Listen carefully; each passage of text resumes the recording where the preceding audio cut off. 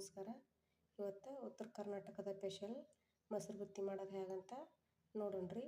ತುಂಬ ಆರೋಗ್ಯಕ್ಕೆ ಒಳ್ಳೇದ್ರಿ ಇದು. ಮೊಸರು ಬುತ್ತಿ ಆರೋಗ್ಯಕ್ಕೆ ತುಂಬ ಒಳ್ಳೆಯದು. ಈಗ ಮಾಡೋದು ಹೇಗಂತ ನೋಡೋಣ್ರಿ. ನೋಡಿರಿ, ರೇಷನ್ ಅಕ್ಕಿ ಅನ್ನ ಮಾಡಿಟ್ಕೊಳ್ಳಿ. 3 ಸಲ ಸ್ವಚ್ಛಗೆ ತೊಳೆದು ಬುತ್ತಿಗೆ ಅನ್ನ ರೆಡಿ ಮಾಡಿಟ್ಕೊಳ್ಳಿ. ನೋಡಿರಿ, ಒಂದು ಸ್ವಲ್ಪ ನೀರು ಜಾಸ್ತಿ ಹಾಕಿ ಬೇಯಿಸ್ಬೇಕ್ರಿ. ಇದನ್ನ ಹಣ್ಣಗೆ ಬಿಸಿ ಇರ್ತಾನ ಮ್ಯಾಶ್ ಮಾಡ್ಕೊಬೇಕ್ರಿ ಈ ಥರ.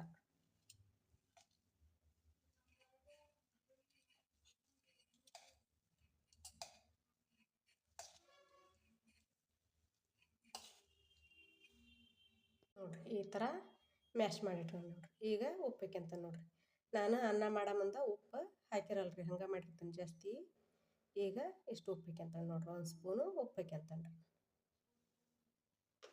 ಅನ್ನ ಮಾಡೋ ಮುಂದೆ ಯಾಕೆ ಉಪ್ಪು ಹಾಕಲ್ಪ ಅಂದ್ರೆ ಅನ್ನ ತಡಿತೈತ್ರಿ. ಒಂದು ಸ್ವಲ್ಪ ಅನ್ನ ಜಾಸ್ತಿ ಉಳಿದ್ರೆ ಅನ್ನ ಲಘು ಕೆಡಲ್ರಿ. ಹೀಗಾಗಿ ನಾವು ಉಪ್ಪು ಹಾಕ್ದಂಗೆ ಜಾಸ್ತಿ ಅನ್ನ ಮಾಡ್ತೀನಿ ನೋಡಿರಿ. ಈಗ ಉಪ್ಪು ಹಾಕ್ಯಂಡ್ರಿ. ಇದಕ್ಕೆ ಈಗ ಮೊಸರು ಹಾಕ್ಯಂತ ನೋಡಿರಿ.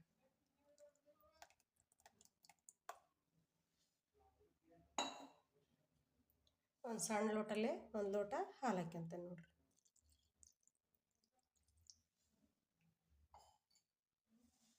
ಈಗ ಇದನ್ನು ಮಿಕ್ಸ್ ಮಾಡ್ಕೊಬೇಕ್ರಿ.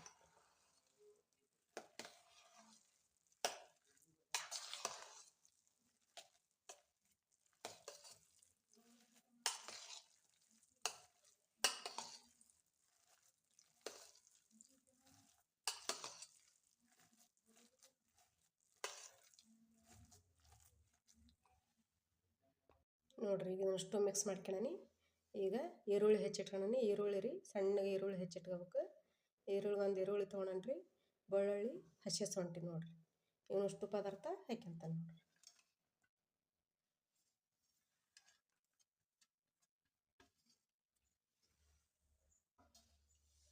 ಈಗ ಇದನ್ನು ಮಿಕ್ಸ್ ಮಾಡೋದು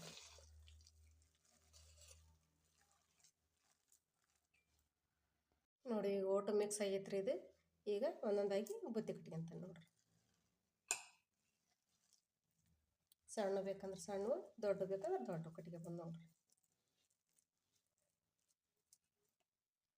ಒಂದೊಂದಾಗಿ ಈ ಥರ ಕಟ್ಕೋಬೇಕ್ರಿ.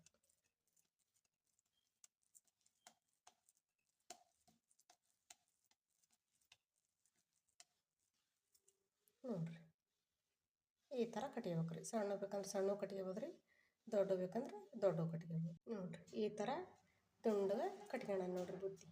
ಈಗ ಇದೇ ಥರ ಓಸು ದುಂಡಗೆ ಕಟ್ಕೊಂಡು ಬುತ್ತಿ ರೌಂಡಾಗಿ ಈ ಥರ ಕಟ್ಕೊಂಡು ತೋರಿಸ್ತೇನೆ ರೀ.